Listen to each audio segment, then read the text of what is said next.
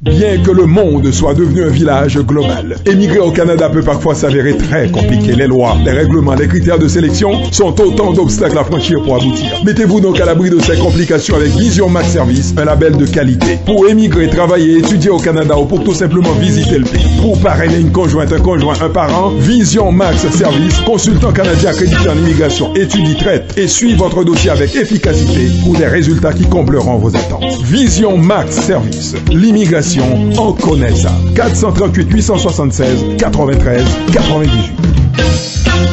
Tout savoir sur l'immigration, dites-vous? Ok. Cette émission de Vision Max Service présentée par Jean-Denis, consultant en immigration, j'imagine aisément que vous avez un parent ou un ami qui projette d'immigrer au Canada ou qui entend tout simplement obtenir un visa de visiteur ou d'étudiant ici. Bon, c'est votre propre statut que vous voulez clarifier. Peu importe, vous avez choisi la bonne émission. Tout savoir sur l'immigration est présenté sur nos ondes le samedi entre 18 et 19 heures. Dites-le à tous, mais surtout, ne la manquez pas. Ne la manquez pas. Ne la manquez pas.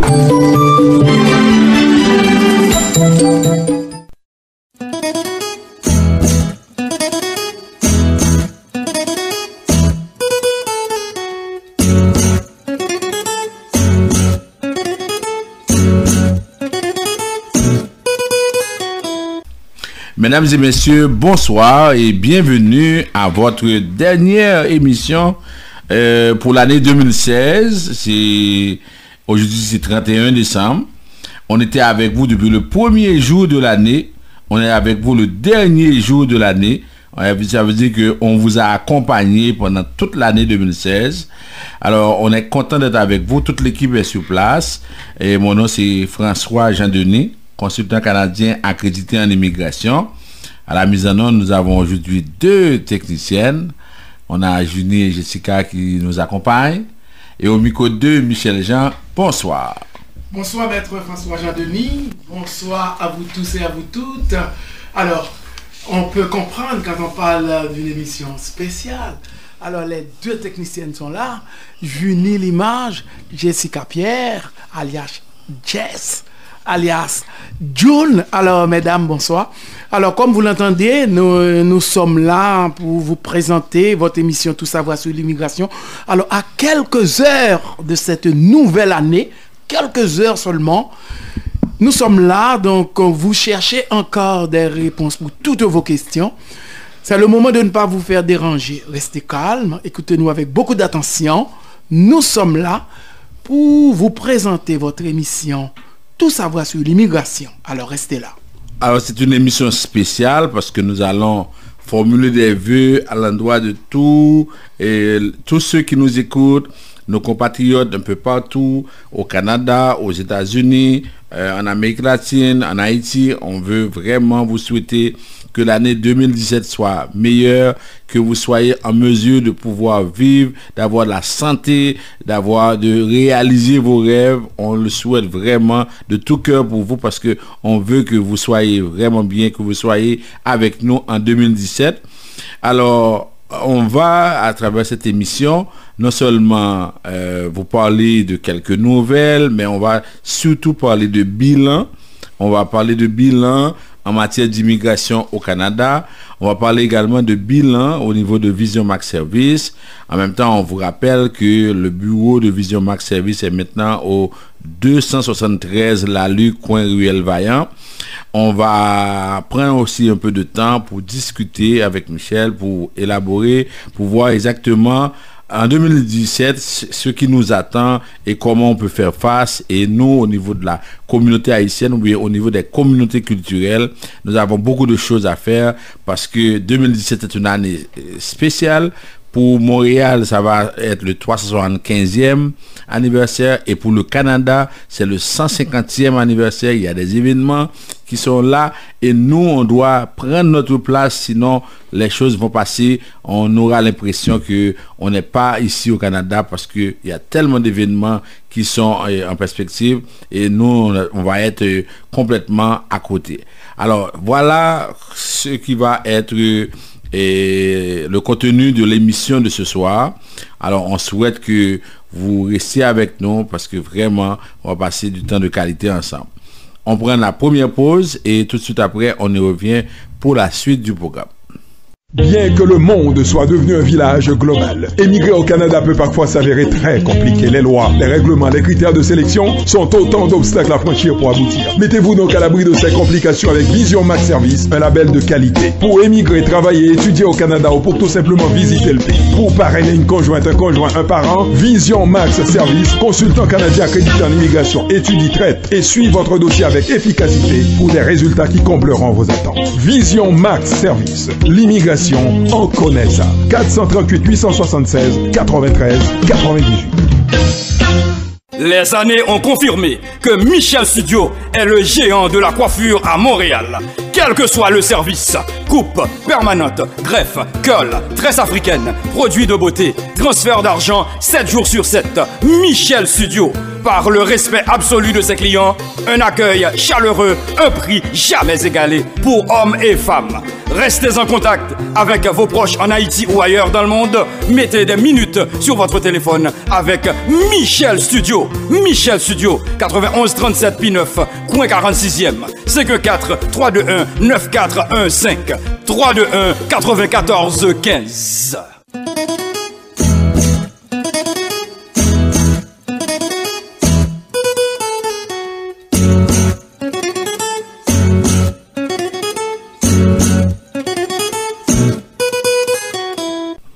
Vous suivez votre émission Tout savoir sur l'immigration, et dernière émission pour l'année 2016, une émission spéciale, une émission on va être assez relax ce soir-là parce que on va vous donner quelques informations parce qu'on veut que vous soyez informés, mais on va prendre les choses au fur et à mesure. Alors, on commence avec deux nouvelles, pas plus que deux. Et on a appris que le 24 décembre 2016, Ottawa a décidé de limiter les nouvelles demandes de parrainage privé de réfugiés. Alors là, c'est sous la plume de Lisa Marie Gervais d'Actualité en Société. On dit que le programme de parrainage privé de réfugiés est peut-être en danger. Devant l'impossibilité de traiter les dossiers dans un délai raisonnable, Ottawa vient de limiter pour 2017 le dépôt de nouvelles demandes de réfugiés parrainés au privé. Alors il faut comprendre, parce que des fois vous entendez parrainage de réfugiés, il faut savoir que pour les réfugiés à l'extérieur du Canada, il y a deux façons pour ces gens-là de venir au Canada, ou bien ils sont parrainés par des parents, par des particuliers, ou bien ils sont parrainés par le gouvernement. Dernièrement, quand on a eu la vague de réfugiés, près de 25 000 l'année dernière au Canada, alors il y a beaucoup de réfugiés qui ont été parrainés par le privé, qui sont pris en charge, par exemple, il y a des ministres qui ont parrainé. Par exemple, on a eu le premier ministre Kouya qui avait parrainé quelques réfugiés. On peut trouver d'autres personnes, des églises qui peuvent parrainer. Alors là, on parle de parrainage de réfugiés, parrainage privé de réfugiés. Alors, c'est ce programme-là que le gouvernement compte réduire, ou bien on ne peut pas traiter tous les dossiers dans un délai raisonnable. Alors, on a limité pour 2017 le dépôt de nouvelles demandes de réfugiés parrainés au privé. Alors, une bonne nouvelle pour les réfugiés non syriens, dont certains attendent depuis plus de 5 ans, mais qui pourraient toutefois décourager des groupes de parrains de se lancer dans l'aventure. Québec, pour sa part, est en réflexion afin de déterminer s'il va avoir la même position que le gouvernement fédéral. La ministre Catherine Vell a dit qu'on a vu l'annonce du fédéral. On est en réflexion au niveau du Québec. On est conscient des délais causés par le grand nombre de demandes de parrainage de réfugiés. On veut être transparent et responsable avec notre capacité d'accueil et d'intégration, tout en respectant notre plan. Alors, le gouvernement du Québec est en train d'évaluer la situation et d'analyser les options. Alors, dans un autre communiqué qui est publié jeudi dernier sur le site de l'immigration du Canada, le ministère a annoncé que pour la prochaine année, il va limiter à 1000 les demandes de parrainage de réfugiés syriens et irakiens que voudraient déposer les groupes de 5 et les répondants communautaires, sauf au Québec qui gère son propre plan. Alors imaginez, en 2015, on a eu près de 25 000 réfugiés et plus de la moitié ont été parrainés par le privé. Alors en 2017, le gouvernement va limiter à 1000 les demandes de parrainage de réfugiés syriens et irakiens. Ensuite, on dit, au-delà de cette limite, ces demandes pourraient être déposées, mais les Irakiens et les Syriens devront fournir des documents attestant qu'ils sont reconnus comme réfugiés par le Haut Commissariat des Nations Unies pour les réfugiés, HCR, une démarche dont ils sont exemptés à l'heure actuelle. OK? Alors, et dans son plan d'immigration, le ministère de l'Immigration avait fixé à 7500 le nombre de nouvelles demandes de parrainage privé qui pourront déposer des signataires et des demandes au fédéral, mais là on vient de passer ce nombre à 1000. Alors pourquoi on a imposé ces nouvelles limites? Le journal Le Devoir n'a pas pu obtenir la réponse du cabinet du ministre de l'Immigration, John McKellen. Mais dans sa politique publiée sur Internet, le ministre dit vouloir prendre des mesures pour réduire les délais d'attente et l'arriéré de demande afin d'offrir une protection en temps opportun aux réfugiés. À l'heure actuelle au Canada, il y a un arriéré de 45 000 demandes. Rien qu'au Québec, 10 000 réfugiés, dont 7 700 Syriens, ont été acceptés, mais attendent toujours de venir au Canada. Les demandes déposées avant le 31 mars 2016 devraient toutefois être traitées à la fin de cette année si le Canada tient bien sa promesse. Si un groupe déposait aujourd'hui même une demande pour parrainer une famille de Syriens ou bien une autre famille, il aurait donc à s'armer de patience. Car depuis la tristement célèbre photo du petit Allen Kurdi, mort sur la plage qui a donné naissance à un élan de générosité sans précédent, les demandes s'accumulent. On les explique aussi par l'effet d'écho produit par la décision du gouvernement Trudeau d'accueillir 25 000 Syriens, dont plusieurs d'entre eux voudront faire venir d'autres membres de leur famille. On dit, prenons un cas concret, prenons le Québec. Il compte accueillir entre 4 000 et 4 400 réfugiés parrainés par le privé en 2017. Alors que 10 000 réfugiés dont le dossier est en règle attendent toujours de fouler le sol canadien. Considérant cela, les personnes dont la demande est traitée en début d'année par le Québec pourraient arriver au Québec en 2019, a indiqué Jonathan Lavallée, porte-parole du Midi. Vous voyez, les personnes dont la demande a été traitée en début d'année 2016 vont arriver ici au Québec en 2019. Encore là, ce sont des perspectives. Ça peut aller jusqu'à 2020. Et pendant ce temps, les demandes continuent de s'empiler. En date d'aujourd'hui, les demandes de 1400 réfugiés parrainés au privé sont en attente de traitement. Le délai de traitement moyen est actuellement de 4 mois, précise le ministère. Alors, pour d'autres groupes, on dit que c'est quand même un problème. Pourquoi on n'arrive pas à gérer cette situation-là? On a Madame Jeannette Dench qui dit que il faudrait chercher à augmenter les cibles. C'est un manque de volonté politique, croit-elle. Il dit que le ministre McKellen a été assez clair. Il démontre de l'intérêt quant au changement, mais il devine qu'il manque de consensus au Conseil des ministres, avance-t-elle. Maintenant, il y a d'autres groupes. Par exemple, il y a Sylvain Thibault, coordonnateur du volet parrainage de la table de concertation des organismes au service des personnes réfugiées et immigrantes TCRI, craint aussi que ces limites imposées affaiblissent le programme de parrainage privé. Alors, c'est ça la situation. On se pose des questions, on se dit finalement, qu'est-ce qu'on va faire? À quoi ce programme est-il réduit? Ça veut dire que là, on se pose des questions. Encore par rapport aux Syriens, on apprend également au Québec que les Syriens détrônent les Français. Ça veut dire que les Syriens aujourd'hui représentent le premier groupe d'immigration au Québec. On dit l'arrivée massive de réfugiés syriens au début de 2016 a profondément modifié le visage de l'immigration au Québec. Les Syriens ont en effet détrôné les Français comme principal groupe d'immigrants selon les données de l'Institut de la statistique du Québec, ISQ. Le bilan démographique du Québec qui est publié le 7 décembre dresse le portrait de l'immigration dans la province. Les données obtenues auprès du ministère de l'immigration du Québec démontrent qu'un nouvel arrivant sur 7 lors du premier semestre de 2016 était originaire de Syrie. Parmi les gens qui venaient au Québec, un arrivant sur 7 était syrien. Il s'agit du principal groupe d'immigrants à s'installer au Québec. Cette proportion est nettement plus forte que la part d'immigration observée en 2015. Parce que la Syrie représentait 5,9% de toute l'immigration de l'année dernière. En 2015, le principal groupe d'immigrants provenait de la France. Ceci représentait 9,2% de toutes les personnes qui ont décidé de quitter leur pays pour s'installer au Québec. L'arrivée des Français dans la belle province ne s'est pas tarie en 2016, au contraire. Ceci représentait au premier trimestre tout près d'un immigrant sur 10.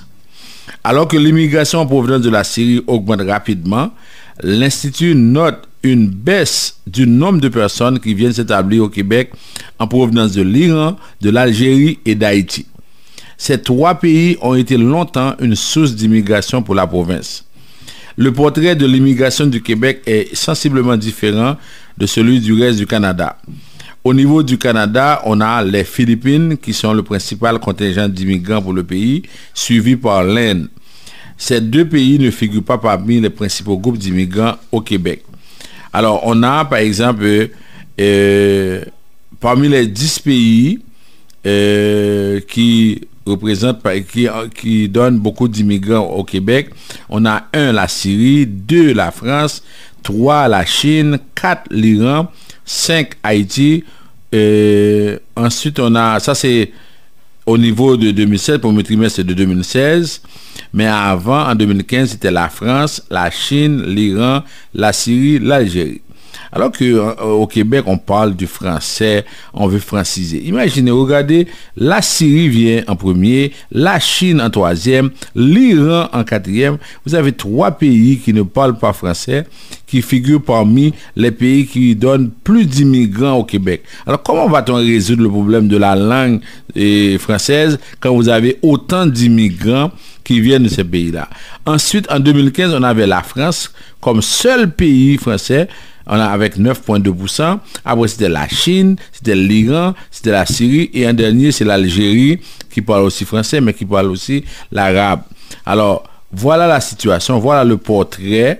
Et on dit que on se retrouve aujourd'hui avec le Québec qui accueille 49 000 immigrants.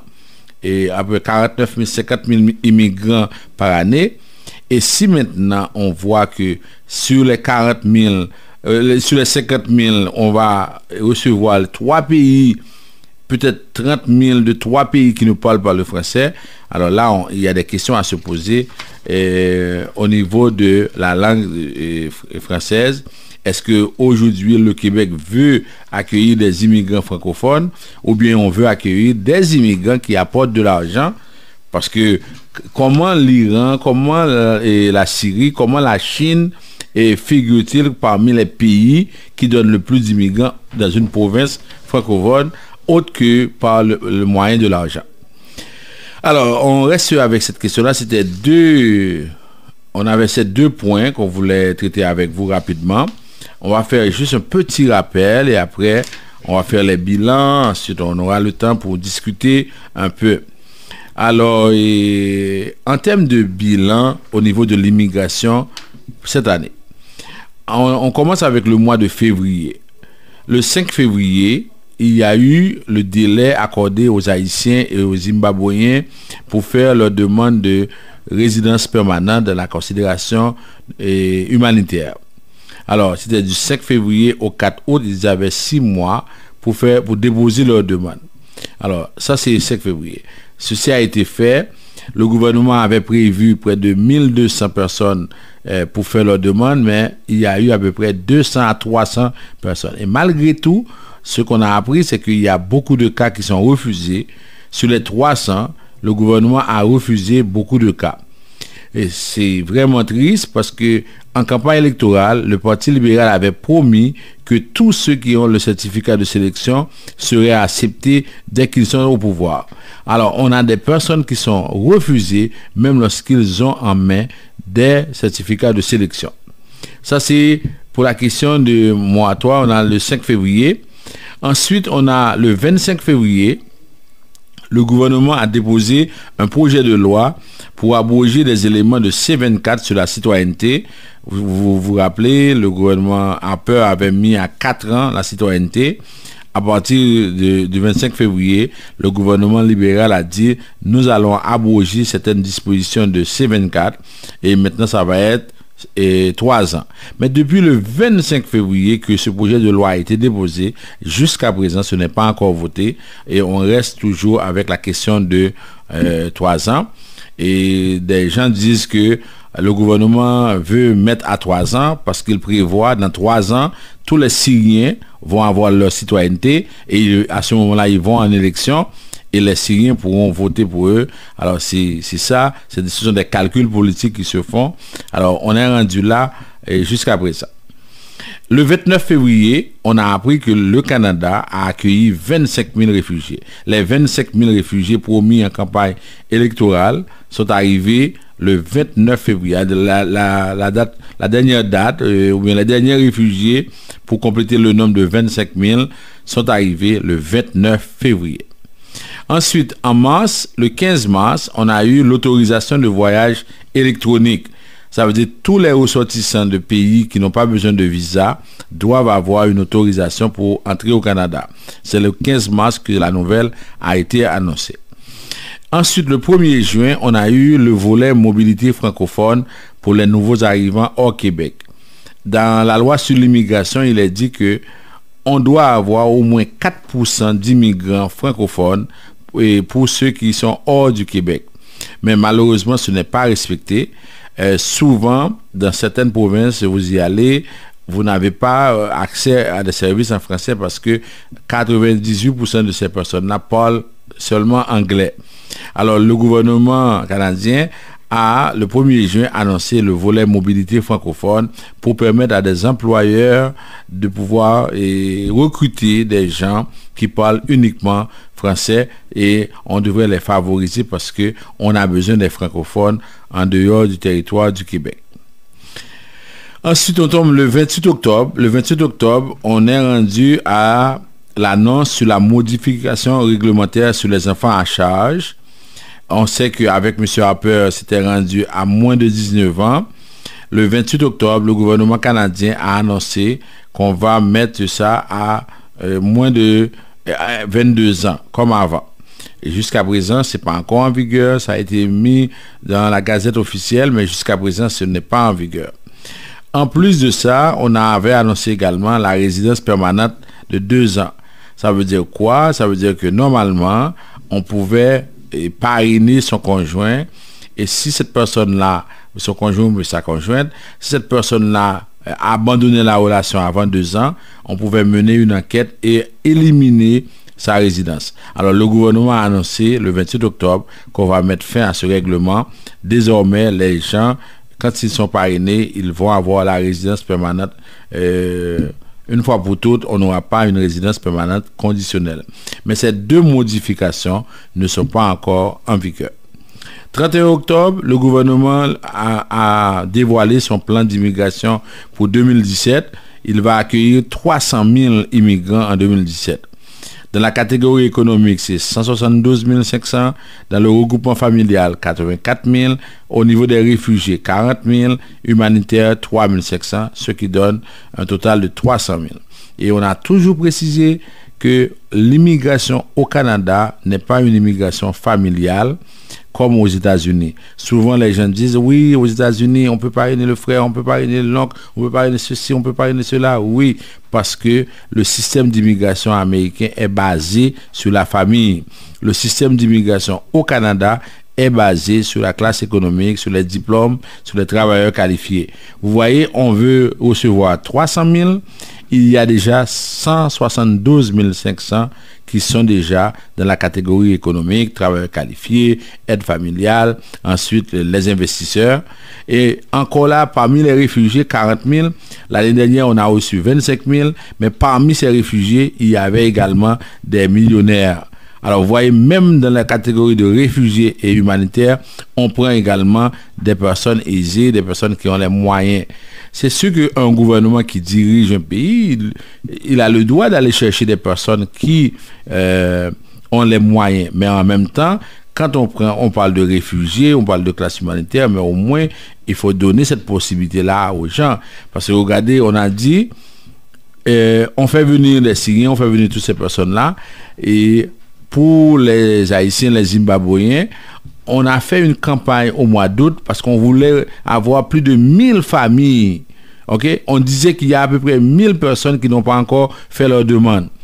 Malgré cette campagne-là, on a eu 300 dossiers. Et malgré qu'on a eu 300 dossiers, on est en train d'annuler, d'éliminer des dossiers, c'est-à-dire de refuser des demandes. Alors, pourquoi on fait ça?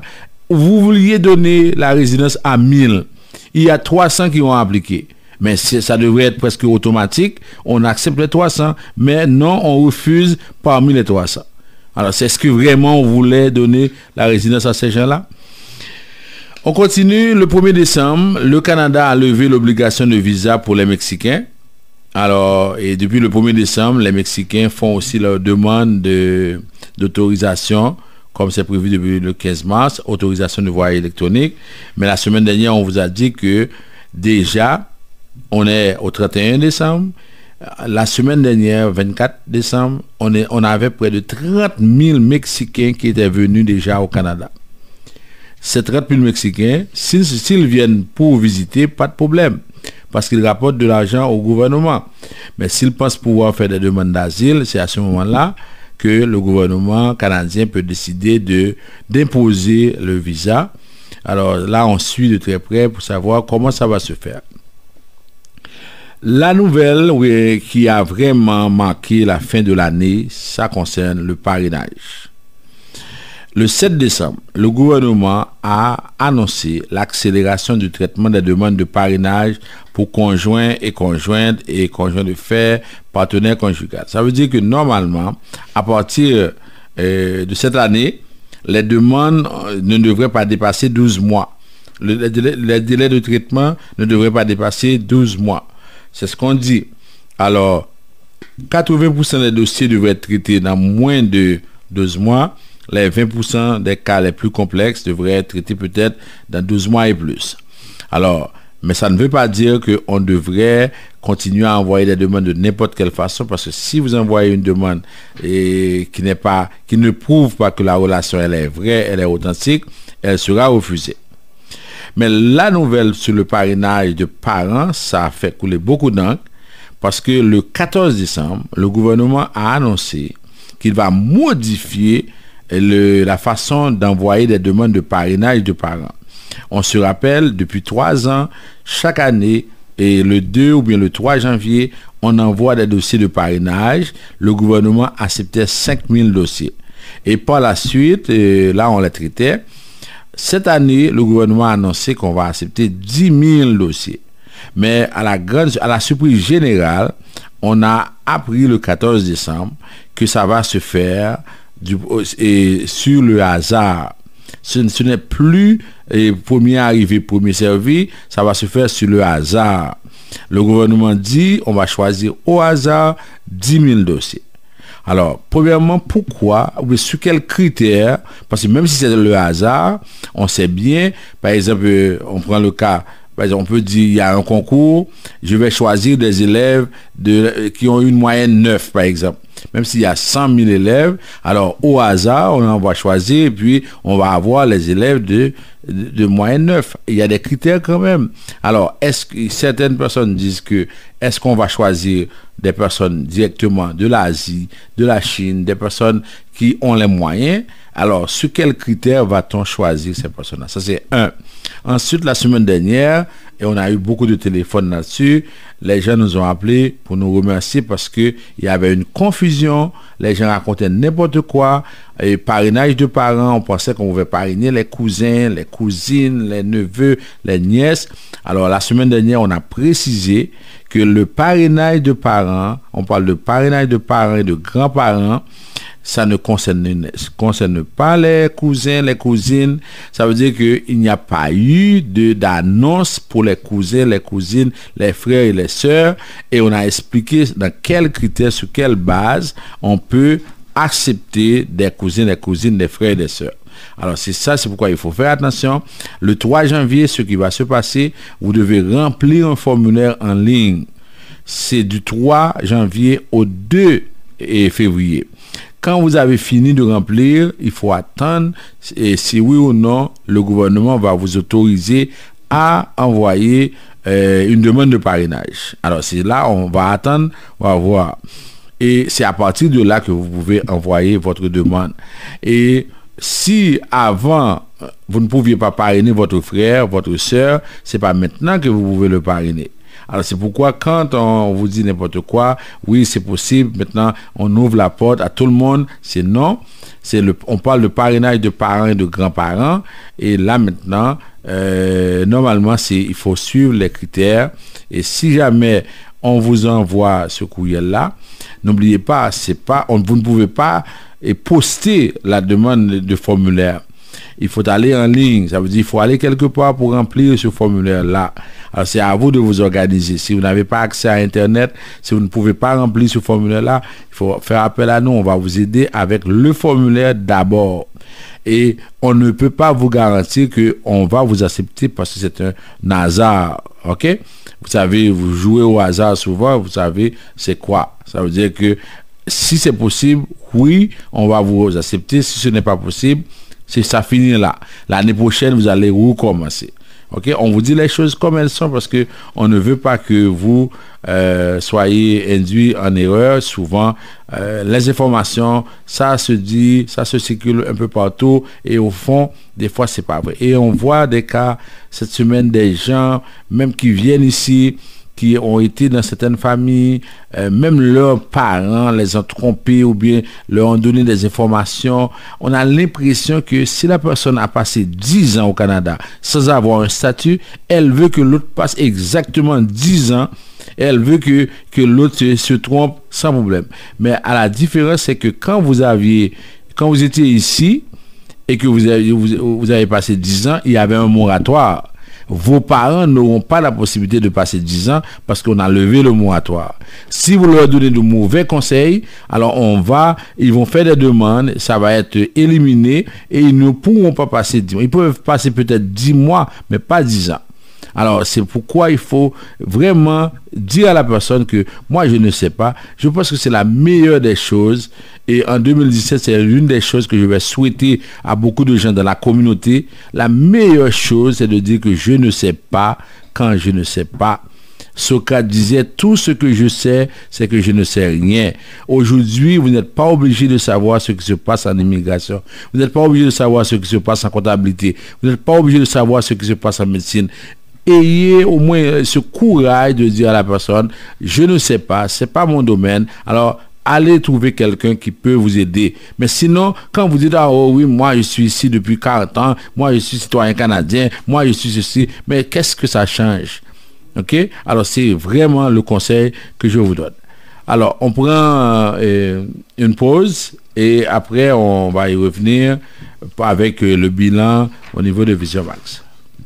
Bien que le monde soit devenu un village global, émigrer au Canada peut parfois s'avérer très compliqué. Les lois, les règlements, les critères de sélection sont autant d'obstacles à franchir pour aboutir. Mettez-vous donc à l'abri de ces complications avec Vision Max Service, un label de qualité. Pour émigrer, travailler, étudier au Canada ou pour tout simplement visiter le pays. Pour parrainer une conjointe, un conjoint, un parent, Vision Max Service, consultant canadien accrédité en immigration, étudie, traite et suit votre dossier avec efficacité pour des résultats qui combleront vos attentes. Vision Max Service, l'immigration, on connaît ça. 438 876 93 98.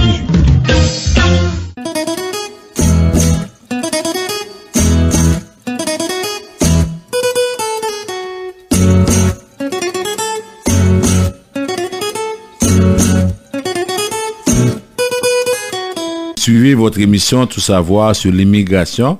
Alors, je rappelle les numéros de téléphone, le 438 876 9398, 438 876 93 98. En Haïti, nous avons 2 numéros de téléphone et c'est toujours les mêmes numéros, 48 20 78 18, 48 20 78 18. En même temps, on a le 22 09 76 82 22 09 76 82. Le bureau se trouve maintenant au 273 Lalu, coin Ruelle Vaillant. C'est tout près de Alixois. Quand vous sortez de Nazon, c'est tout près. C'est rendu là. C'est plus spacieux pour vous donner un meilleur service. Alors, dites ça à vos parents et puis ils peuvent appeler avant de se déplacer. On n'est pas à Pétionville. Maintenant, on est à 273 Lalu, coin Ruelle Vaillant. OK?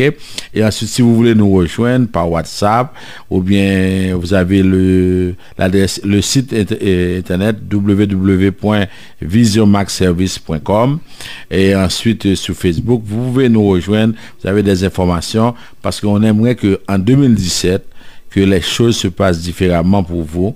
En 2017, on va vous expliquer que, surtout pour ceux qui se trouvent en Haïti, il y a des programmes dans lesquels vous pouvez appliquer, mais il y a d'autres dans lesquels vous ne pouvez pas appliquer.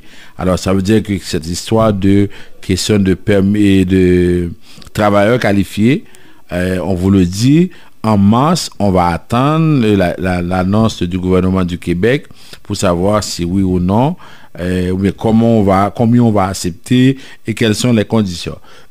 Souvent, vous nous dites oui, on veut appliquer, on veut venir. On aimerait bien vous accompagner. Mais s'il n'y a pas un programme pour vous, on est obligé de vous dire qu'on ne peut rien faire. Parce que ce n'est pas nous qui inventons les programmes. Les programmes sont là. Et souvent, on vous dit d'aller vérifier aussi si vous voulez. Ça veut dire que si aujourd'hui, le gouvernement du Québec a changé la façon de faire, on est obligé de faire ça. Et puis, personne ne peut contester ça. C'est le gouvernement qui a décidé. Alors, c'est ça qu'on vous dit. Et on change. Imaginez, tout le monde se préparait à envoyer des demandes de parrainage le 3 janvier. 14 décembre, le gouvernement dit non, on ne prend pas de demande, il faut attendre. Voilà. Alors, on ne peut rien faire. Souvent, on dit aux gens, parce que j'ai eu des personnes qui voulaient appliquer et qui, en décembre, 1er décembre, qui se préparaient à venir. Et le 15, on les appelle. Oh non, vous avez changé les choses. Mais je n'ai aucun pouvoir pour changer les choses. C'est le gouvernement qui change tout ça. Alors, pour Haïti, c'est le 273 Lalu, coin Ruelle Vaillant. Maintenant, en termes de bilan, parce que en 2016, on peut dire que avec nos clients, ça a été très très bien. Ça veut dire qu'il y a des choses qu'on a appréciées, il y a des choses qu'on n'a pas appréciées. On va venir tout à l'heure avec ça. Mais on peut dire que dans la question d'asile, on a accompagné beaucoup de gens. Et même lorsqu'on a eu quelques cas qui ont été refusés, mais la personne reconnaît que de toute façon, nous, on a fait le travail qu'on devait faire. Parce que c'est comme disait un médecin, l'opération a réussi, mais la personne est morte. Ça veut dire que c'est comme ça, c'est le langage, l'opération a réussi, mais la personne est morte. Nous, on fait de notre mieux. Le commissaire décide, il prend sa décision. À ce moment-là, on ne peut rien faire. Alors, ce qu'on dit, c'est que, surtout pour les questions d'asile, on aimerait que les gens soient bien informés parce que souvent, ils vont voir des lettres juridiques et moi, je pense que c'est un désastre. On a peut-être quelques personnes de l'aide juridique qui sont consciencieuses, qui veulent aider, mais au fond, quand on voit des choses qui sont racontées, qui sont dites dans les dossiers d'aide juridique, alors on voit que la personne écrit n'importe quoi et puis il n'y a personne pour l'accompagner, pour l'encadrer. Alors c'est un choix. Autrefois, comme je disais, votre demande d'asile était refusée, vous pouviez faire demande de parrainage, vous pouviez faire ceci, vous pouvez faire cela, mais maintenant, aujourd'hui, quand votre demande d'asile est refusée, vous n'avez pas beaucoup de temps, parce que pour faire la demande humanitaire, ça vous prend 1 an après le refus. 1 an après le refus, c'est-à-dire votre demande d'asile est refusée le 31 décembre 2016, pour faire une demande de parrainage le 31 décembre 2017. Mais qui vous dit que le gouvernement va vous accepter ou va vous autoriser à rester sur son territoire jusqu'au 31 décembre 2017? Alors c'est pourquoi c'est la première démarche qui doit réussir. Vous devez à ce moment-là faire tout pour réussir votre démarche. Maintenant, pour les programmes de parrainage également, on a eu beaucoup de cas de beaucoup de personnes qui sont venus parce que qui ont suivi avec nous, par exemple, ce qu'on leur a dit. Généralement, on a très peu d'entrevues, mais on peut avoir quelques entrevues, on prépare ça avec les gens, et jusqu'à présent, autant que je me rappelle, on a eu un seul cas de refus de parrainage pour toute l'année. Ça veut dire que là, on peut dire que les gens, ils ont suivi, ils ont respecté ça, et c'était très bien. Pour le programme de travailleurs qualifiés, c'est clair que ça n'a pas fonctionné puisque le gouvernement a changé les règles, et aujourd'hui, quand on essaie d'envoyer des demandes, là, c'est vraiment le hasard. Alors là, sur cette base-là, c'est sûr que suivant les changements qui ont été faits, nous, on n'a pas pu atteindre les objectifs qu'on s'était fixés. Ensuite, pour les cas de visa de visiteurs, pour les permis d'études, c'est vraiment bien. On a par exemple une école on fait les permis d'études par exemple, et dernièrement il y a quelqu'un qui nous disait on était en train de parler de la classe, la moitié de la classe apparemment viennent de Vision Max. Alors j'ai dit mais c'est une bonne chose parce que ces gens-là, les parents nous ont contactés, on les a aidés à pouvoir trouver un permis d'études. Alors on est content. On fait affaire avec plus d'une trentaine d'écoles, des écoles qui sont là, qui veulent par exemple, qui offrent des programmes, et nous on sait exactement le niveau économique des gens de certaines communautés, et nous on ne va pas aller proposer des études à l'université parce qu'on sait que les gens souvent ils n'ont pas les moyens pour étudier à ce niveau-là. Alors maintenant la question c'est que au niveau des permis d'études, vous voulez aider les gens, pas de problème, on va vous aider, on va faire tous les efforts nécessaires pour vous accompagner. Ensuite, pour les visas de visiteurs, super visa, ça veut dire que on note que depuis l'arrivée des libéraux, il y a une ouverture, il faut avouer, il y a des choses qui sont positives. Par exemple, même le ministre de l'immigration est différent des autres ministres, il est plus ouvert, on voit que c'est différent, ok? Et à ce niveau-là, on fait tout ce qui est en notre pouvoir pour vous aider. Et on voit qu'il y a des gens qui comprennent, qui apprécient ce qu'on fait. Mais il y a d'autres également qui ne comprennent pas, ou bien il y en a souvent, c'est-à-dire qui ont la conception, la mentalité, quand on vient au bureau, on fait une demande, il faut avoir la garantie à 100% que ça va réussir. Alors que dans la vie, nulle part, on n'a pas cette garantie-là. On commence avec les choses de la vie courante. Quelqu'un voit une fille, il va la cotiser. Il n'a pas la garantie que la fille va dire oui. Et pourtant, il continue à cotiser les filles. Ok, il va à la banque pour faire un prêt. C'est-à-dire qu'il n'a pas la garantie qu'on va lui accorder ce prêt. Et pourtant, on continue à faire ça. Quelqu'un qui, par exemple, on a vu surtout ces derniers temps au Québec, imaginez par exemple le maire Vaillancourt, qui a beaucoup d'argent. Il a beaucoup d'avocats, mais il est en prison. C'est pas parce qu'il a des avocats qu'il ne va pas en prison. On a le magnat de la presse Conrad Black, par exemple, qui avait près de 35 avocats, et jusqu'à présent, il est en prison. Est-ce que ça veut dire il y a Madame Lise Thibault, qui était lieutenant-gouverneur, qui a des avocats, une batterie d'avocats, et elle est allée en prison. Alors, il faut changer cette mentalité-là. C'est-à-dire penser que dès qu'on fait une demande, ça doit réussir. Ça, c'est quelque chose. C'est comme si on vit dans un système, c'est comme si on achète quelque chose. Non. Les services d'immigration, c'est différent. Un visa, c'est un privilège, c'est une courtoisie. Le gouvernement n'a aucune obligation pour vous accorder cette situation. Alors, c'est pourquoi ça mérite d'être changé.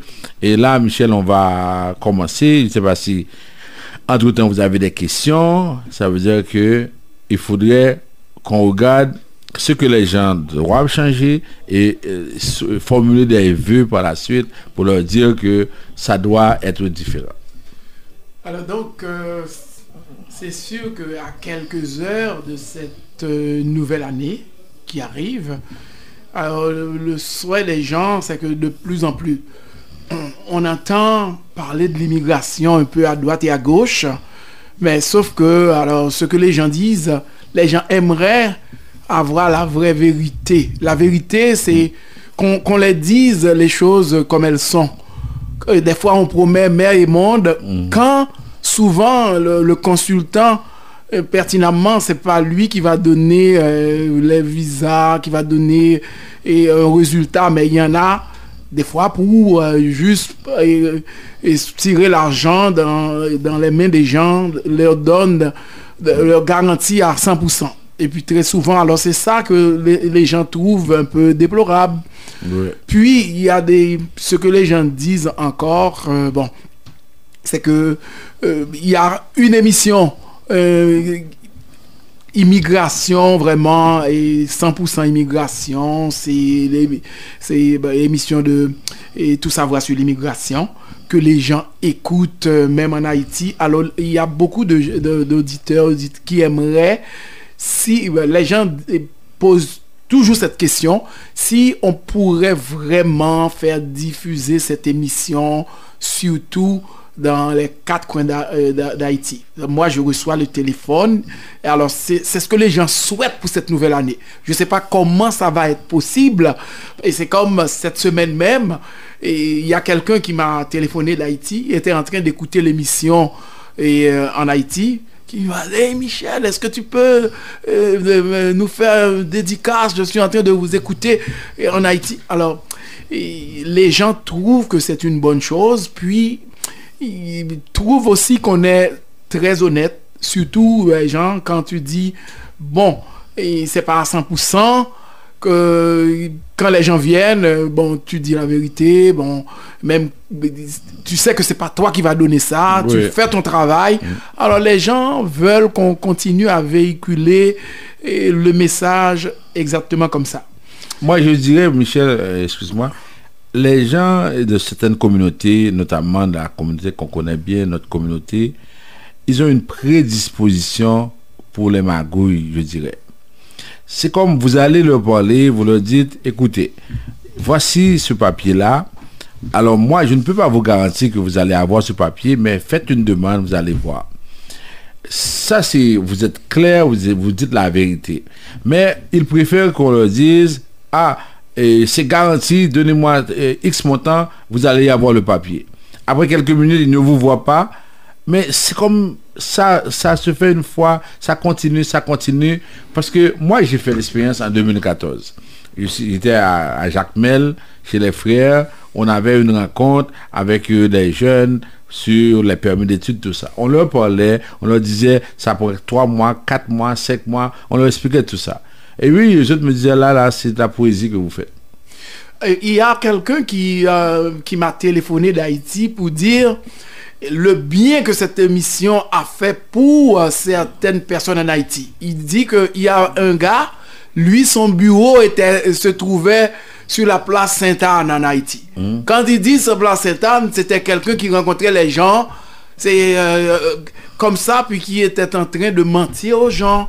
Alors, avec l'arrivée de cette émission, ça a fait cesser ces gens de pratique là-bas. Oui, tout à fait. Alors, c'est ça. Ça veut dire, souvent, les gens nous appellent pour nous dire, on leur offre des visas à X montant, des choses comme ça, ou bien on leur dit, oui, c'est possible. Et quand on voit ici, par exemple, des parents, des gens qui vont payer 10 000, 15 000 $ pour un parrainage, moi, je dis aux gens, si vous avez 15 000 $, pourquoi ne pas faire un permis d'études pour ce jeune-là, quand vous allez donner 15 000 $ à quelqu'un pour le mariage. Qui n'est même pas sûr que ça va... on n'a aucune garantie. Oui, on n'a aucune garantie. Et ce qui est encore plus grave, puisque vous avez donné ça sous la table, la personne peut ne pas faire la demande. Et vous n'avez aucun recours légal. Oui, parce que c'est illégal. C'est illégal. Alors, on leur dit, mais pourquoi vous êtes obligé de rentrer dans cette situation-là? Alors, vous avez 15 000 $.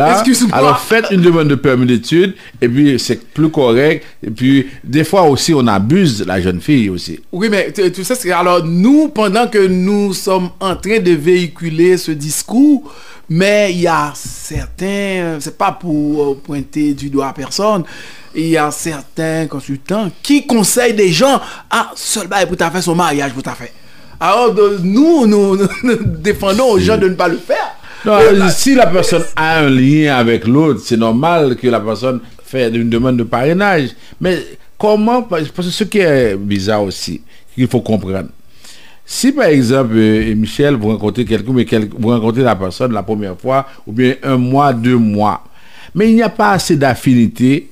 quand on va faire une demande de parrainage, on demande des photos. Mais si vous n'aimez pas la personne, vous ne pouvez pas avoir des photos intimes avec cette personne-là. Ensuite, vous devez sortir avec la personne. Et souvent, les gens ils vont évaluer la distance entre deux personnes sur une photo. Et après ça, on va refuser. Et quand on refuse, imaginez que vous avez jeté par la fenêtre $10,000, $15,000. Dans certains cas, quand c'est par exemple à l'étranger, la personne va à l'étranger, vous payez son billet. En même temps, la personne souvent peut abuser l'autre. Et quand on parle $15,000 pour quelque chose qui va même pas réussir, il faut changer sa mentalité. Et puis, c'est pas des pratiques qui sont courantes dans toutes les communautés. C'est ça le problème. Il y a des choses, souvent quand on va dans les séminaires, et puis on voit qu'on met Haïti, on efface parce que normalement on devrait cacher ça, on ne devrait pas avoir les pays d'origine. Des cas de magouille, les choses de parrainage, nous sommes premiers dans les magouilles, dans ça. Les cas de citoyenneté, les Arabes et les musulmans, ils sont premiers. Mais dans les cas de parrainage, les Haïtiens sont passés maîtres dans ce domaine-là. Ça veut dire que c'est des choses, on ne peut pas accepter ça. On souhaite aux gens que même si vous voyez que la situation est difficile pour vos parents en Haïti, mais vous n'allez pas vous mettre dans des situations compliquées parce que je veux faire venir ma nièce, je veux faire venir ma tante et je suis obligé de faire n'importe quoi. Le dernier cas que j'ai vu, Michel, c'est que la personne veut parrainer son neveu. Pour parrainer son neveu, ça veut dire qu'il faut que les deux parents soient morts. Il dit sa mère est morte dans le tremblement de terre. Le père est mort en 2012. Il fait la demande en 2014. En 2014, qui a autorisé le passeport pour le jeune? Son père. Sauf que son père qui est mort en 2012. Il n'a pas réfléchi que... Non, c'est des choses comme ça. Et puis, quand c'est aussi flagrant, l'immigration va donner 5 ans, va imposer 5 ans avant de faire une demande au niveau de l'ambassade. On vous donne une sanction pendant 5 ans, vous ne pouvez pas faire de demande. Alors, pourquoi les gens se mettent-ils dans cette situation-là? C'est la question qu'on devrait se poser. Alors, il y a un auditeur dans le bilan qui a retenu... là, tu dis, dans les cas du parrainage, là, tu as eu seulement un refus. Oui. Alors, cet auditeur veut savoir qu'est-ce qui fait que ça a tellement bien marché dans les cas du parrainage, contrairement aux autres cas. Ok, alors on a dit que pour le parrainage, il y a un cas et ça a été refusé parce que, je me rappelle de ce cas-là, le jour du mariage, la personne a eu un enfant et il y a un enfant qui est né de cette personne-là le jour du mariage. Ça veut dire que c'est comme si toi tu te maries à Julie. Ça c'est encore un mauvais calcul. Le jour du mariage, il y a une autre femme qui met au moins un enfant de toi. Alors l'immigration a dit 9 mois avant, tu étais dans une autre relation pendant que tu t'es marié. Alors on dit la relation n'est pas vraie, elle n'est pas solide. Ok, alors ça veut dire que c'est des choses comme ça, mais ils nous les cachent, ils ne nous disent pas. Alors ça veut dire que pour le parrainage, non seulement on donne les conseils avant le mariage, pendant le mariage et après le mariage. Ok, ça marche, ça va aussi bien pour l'asile également. Mais pour le programme de travailleurs qualifiés, Québec avait changé les règles. C'est pourquoi il y a des demandes qui n'ont pas été soumises. Mais parrainage, asile, ça va très très bien. Et les gens, quand ils respectent les consignes, et puis souvent ils nous le disent, parce que je vois des cas des personnes qui vont à l'audience. C'est la veille de l'audience que l'avocat de l'aide juridique ou bien l'autre lui dit, venez au bureau et puis on va travailler ensemble. La veille de l'audience. Et puis, les gens, il y en a qui demandent pour les demandes en ligne qui commencent du 3 janvier au 2 février. Alors, si quelqu'un ne fait pas sa demande à la limite du 2 février, il ne pourra plus faire aucune demande après. Alors, il remplit un formulaire et après ça, le gouvernement va décider qui peut faire la demande. Alors, si cette personne ne remplit pas ce formulaire au 2 février, il doit attendre l'année prochaine. Ok. Ça veut dire qu'il ne pourra pas parrainer. Et puis ensuite, on dit aux gens, quand vous parrainez vos parents, vos grands-parents, ça ne veut pas dire que en 2017 ils vont venir là. Ça va prendre plus de temps. Actuellement, on traite des dossiers de 2012-2013. Ok, ça va prendre plus de temps à ce niveau-là. Et puis, dans l'émission de la semaine dernière, tu avais précisé pour les gens, c'est qui vraiment les vrais parents. Oui. Alors, il y en a une auditrice qui aimerait ça. Si tu peux encore réitérer à nouveau, c'est qui vraiment un vrai parent? Oui, alors on avait dit la semaine dernière, en tout temps, on peut parrainer son conjoint, sa conjointe, son partenaire conjugal. En tout temps. Pendant toute l'année, à n'importe quel moment, on est prêt, on peut parrainer. Parrainage de parents, on parle de père, de mère, de grand-père, de grand-mère, c'est une fois l'an. Et normalement, c'est le mois de janvier. Autrefois, c'était le 3 janvier, on s'organisait pour envoyer ça. Mais maintenant, ça commence du 3 janvier, on remplit le formulaire et puis on attend. Maintenant, quand il s'agit de parrainage, c'est ce qui revient souvent. On parle de parrainage de cousins, de cousines, de neveux, de nièces, de frères, de sœurs. Là maintenant, il y en a même qui veulent parrainer leur oncle. Imaginez, à dire qu'on veut parrainer quelqu'un de ça. Alors, on dit que oui, c'est possible dans certains cas. Alors, pour parrainer par exemple un cousin, un neveu, une nièce, un frère, une sœur, il y a 3 conditions essentielles. Premièrement, moins de 18 ans. Alors, si votre cousin, votre neveu a plus de 18 ans, ça veut dire que là, c'est impossible. Deuxièmement, orphelin. Quand on dit orphelin, c'est vraiment père et mère morts. OK? Troisièmement, ils ne doivent pas être mariés. Alors, ça veut dire que si ces 3 conditions ne sont pas respectées, on ne peut pas parrainer un cousin, cousine, neveu, nièce. Alors, on donne encore une autre possibilité. On dit que quelqu'un pourrait parrainer un frère, une sœur qui est âgé de plus de 18 ans.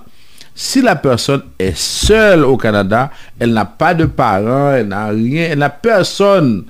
OK? Et l'autre personne vit seule dans le pays. Et là, c'est un agent qui va déterminer si oui ou non c'est possible.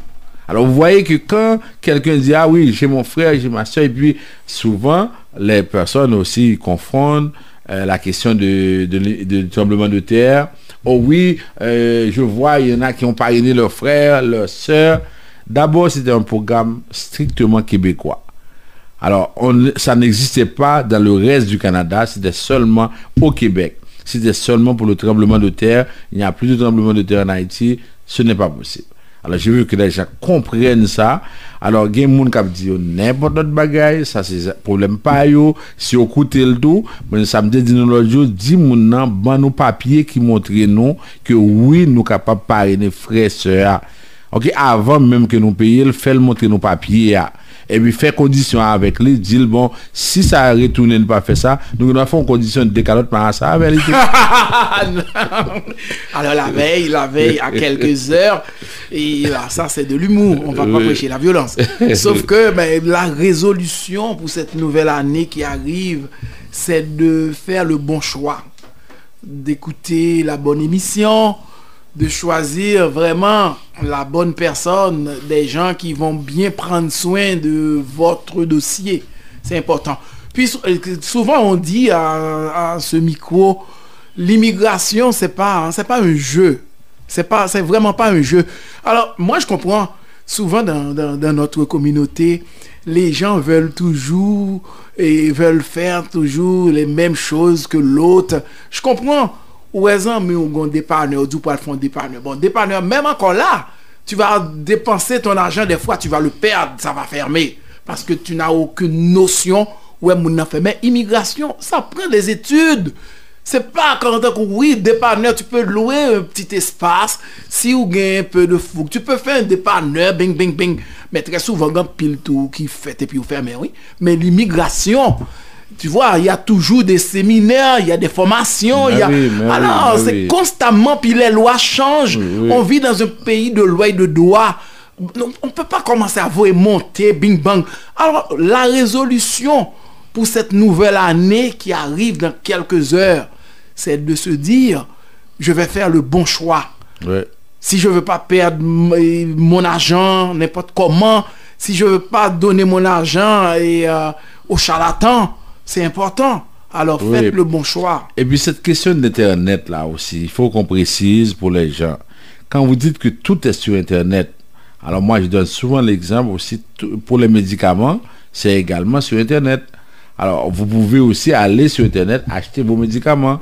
Alors, quand vous dites que c'est sur Internet, c'est comme si vous banalisez, comme Michel disait, vous banalisez le fait que les gens aient pris du temps pour étudier, pour apprendre quelque chose.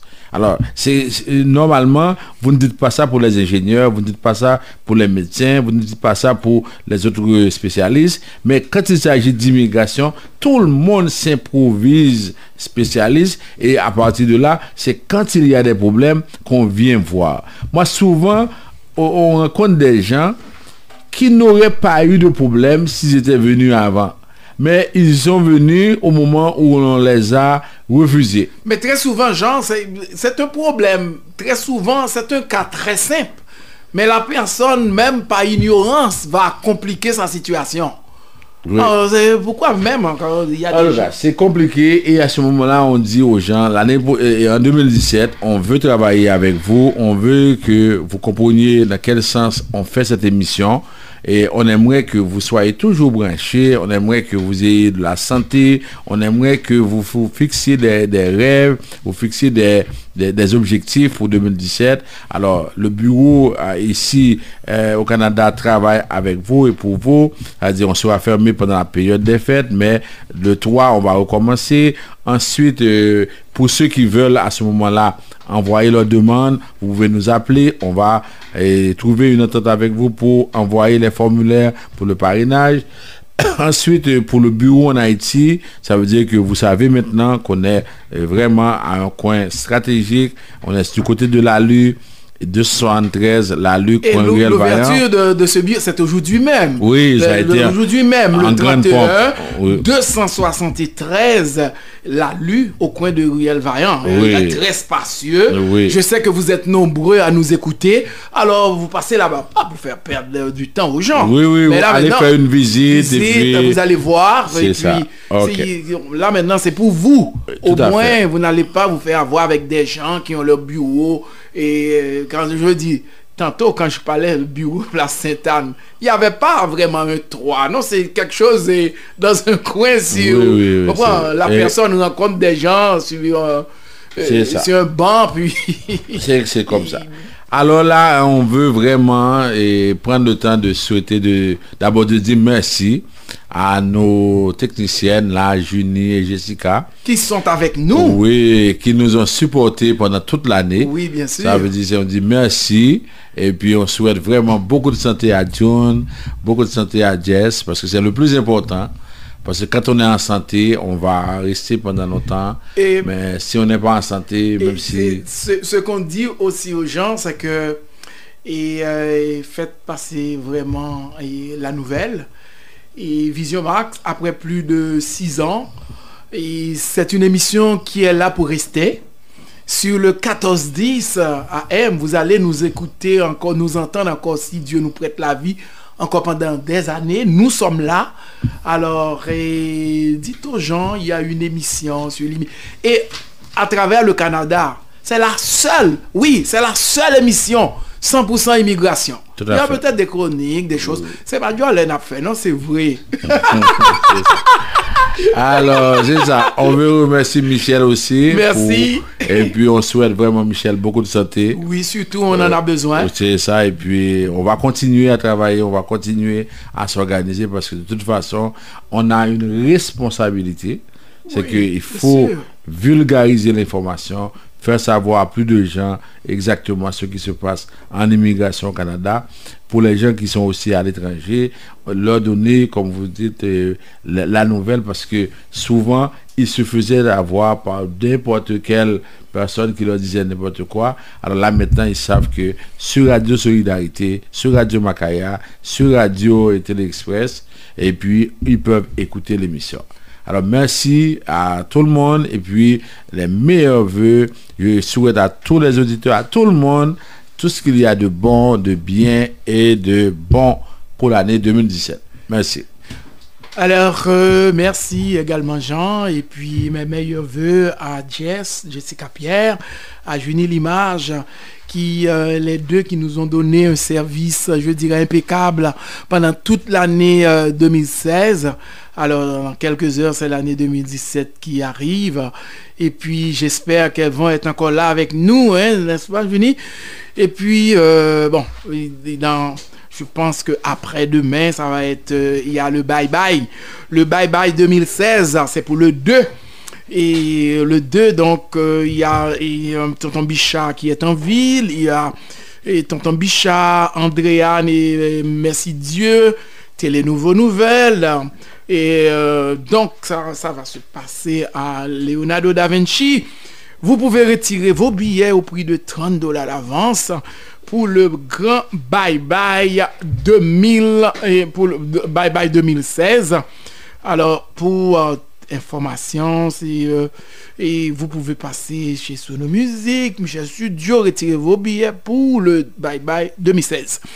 Alors, il nous reste qu'à dire merci infiniment et à Maître François Jean-Denis, merci et bonne heureuse année à Maître Jean-Ernest Pierre, merci à vous-même et qui acceptait de faire affaire avec nous et pendant l'année 2016 et merci à toute l'équipe de Michel Studio. Le téléphone de Vision en Haïti, c'est 48 20 78 18. Il y a un autre numéro, c'est 22 09 76 82. À Montréal, et 438 876 9398. C'est aussi une courtoisie de Michel Studio de Beauté. Le téléphone de Michel, 514 321 9415, 514 321 9415. Et nous sommes ouverts le 1er janvier. Oui, le 1er janvier et le 2 janvier. Merci June, merci Jess. À la semaine prochaine.